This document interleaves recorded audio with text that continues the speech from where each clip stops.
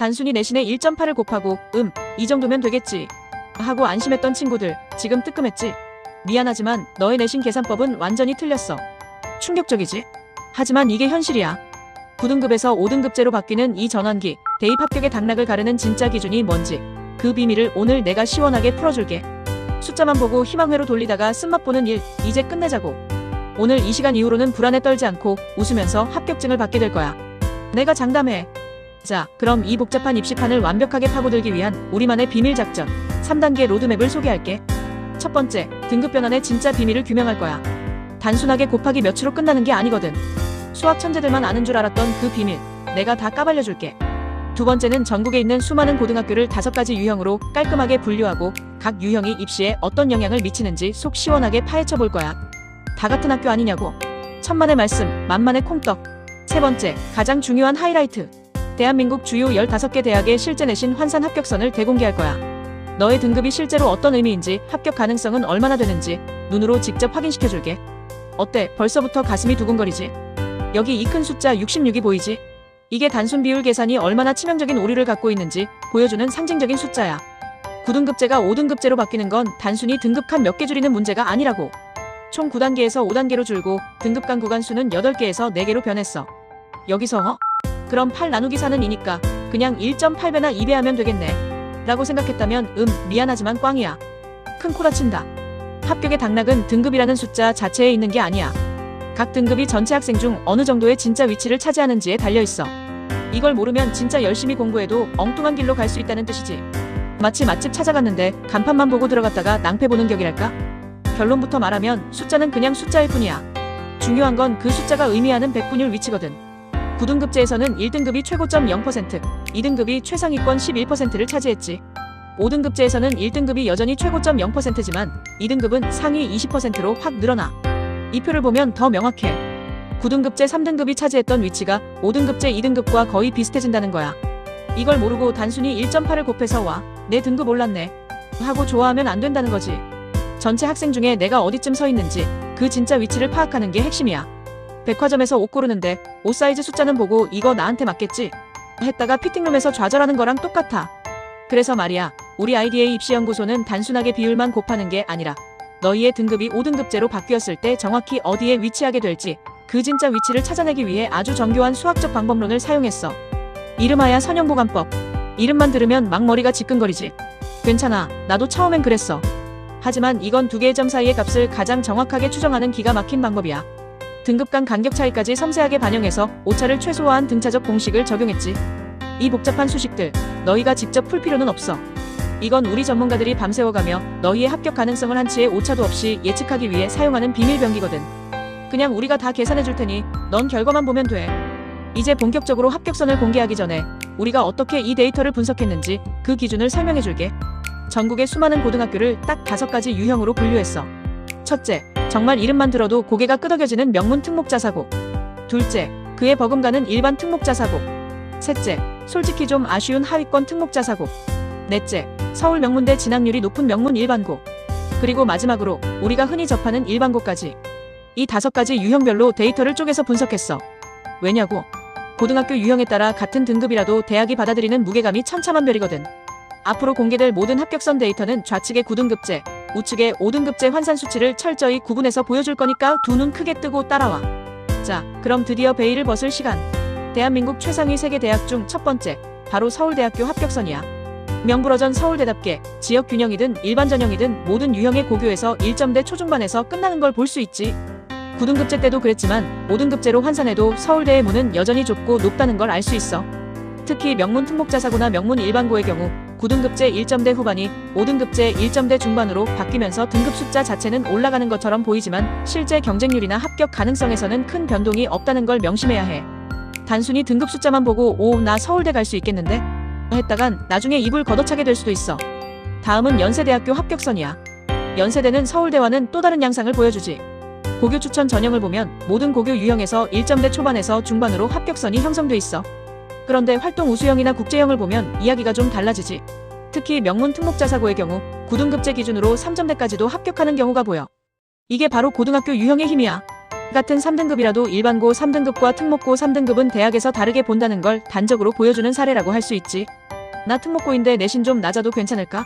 하는 친구들, 이 데이터를 보면 그래도 희망은 있겠군 하고 안도할 수 있을 거야.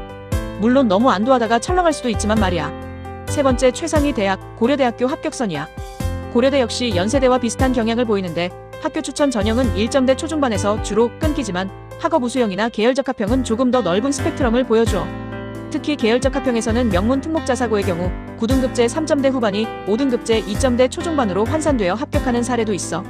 여기서 우리가 주목해야 할 건 등급 숫자보다는 전형의 특성과 고교 유형이 합격에 얼마나 결정적인 역할을 하는지야. 단순히 내신만 좋다고 무조건 합격하는 것도 아니고 내신이 조금 낮다고 무조건 떨어지는 것도 아니라는 거지. 복잡하게 생각할 필요 없어. 내가 어떤 학교에서 어떤 전형으로 지원하는지가 가장 중요하다고.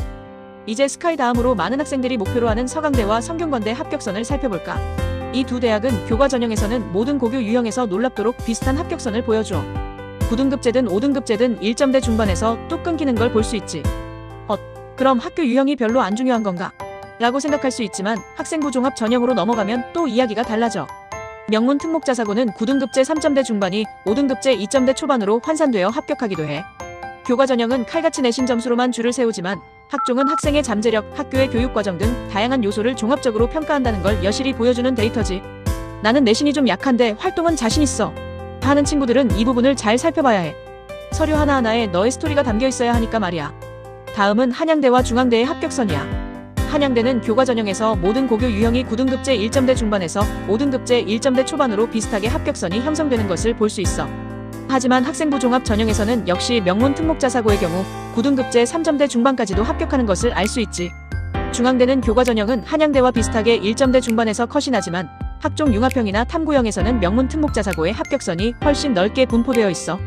특히 학종 탐구형에서는 9등급제 4점대까지도 합격한 사례가 보이는데 이건 고교 유형과 전형의 특성이 얼마나 중요한지를 보여주는 또 하나의 증거라고 할 수 있지. 그러니까 단순히 내신 숫자만 보고 절망하지 마. 내가 어떤 잠재력을 가졌는지, 어떤 학교에서 어떤 활동을 했는지가 더 중요할 수 있다는 사실을 잊지 말자고. 마치 연애할 때 스펙만 보는 게 아니라 그 사람의 매력을 보는 것과 같달까? 이제 경희대와 한국외대 서울 캠퍼스의 합격선을 볼 차례야. 경희대는 교과 전형에서는 1점대 중후반에서 컷이 형성되지만 학생부 종합 전형에서는 9등급제 4점대, 5등급제 2점대 중반까지 합격하는 사례가 보여. 한국외대도 마찬가지로 교과 전형과 학종의 합격선이 꽤 넓게 펼쳐져 있어. 특히 원점수 환산 후 지원을 고려하라는 문구가 인상적이지. 이건 그냥 등급만 보지 말고 원점수가 얼마나 높은지도 함께 봐야 한다는 거야. 그리고 학종 서류형과 면접형을 비교하면 면접형이 조금 더 넓은 등급대에서 합격이 나오는 경향을 볼 수 있어. 면접에서 역전의 기회를 노려볼 수 있다는 뜻이지. 그러니까 혹시 내신이 조금 아쉽더라도 좌절하지 마. 면접 준비를 열심히 하면 충분히 가능성이 있다는 희망의 메시지라고 생각해도 좋아. 물론 면접은 아무나 잘 보는 게 아니라는 함정은 있지. 자, 이번에는 시립대와 이화여대 합격선이야. 시립대는 교과 전형에서 모든 고교 유형이 9등급제 1점대 후반, 5등급제 1점대 중반으로 합격선이 아주 균일하게 나타나. 시립대는 내신 깡패인가? 싶을 정도로 말이야. 하지만 학생부 종합 전형으로 가면 이야기가 달라져. 특히 명문 특목자사고의 경우 9등급제 4점대 중반까지도 합격하는 경우가 보이지. 이화여대도 비슷한 양상인데 교과 전형은 역시 1점대 중후반에서 안정적으로 합격선이 형성돼. 하지만 학생부 종합 면접형에서는 9등급제 4점대 중반, 5등급제 2점대 후반까지도 합격하는 걸 볼 수 있어. 그러니까 내신 등급만 보고 미리 포기하는 건 금물이야. 내가 가진 다른 강점들을 어떻게 어필하느냐에 따라 충분히 좋은 결과를 얻을 수 있다는 사실을 잊지 마. 내신이 전부는 아니라는 걸 보여주는 증거랄까? 마지막으로 건국대, 동국대, 홍익대, 숙명여대 합격선이야. 건국대는 교과 전형에서 1점대 중후반, 동국대 역시 1점대 후반, 홍익대와 숙명여대는 2점대 초반까지도 교과 전형 합격선이 형성돼. 그런데 학종을 보면 또 재미있는 변화가 나타나.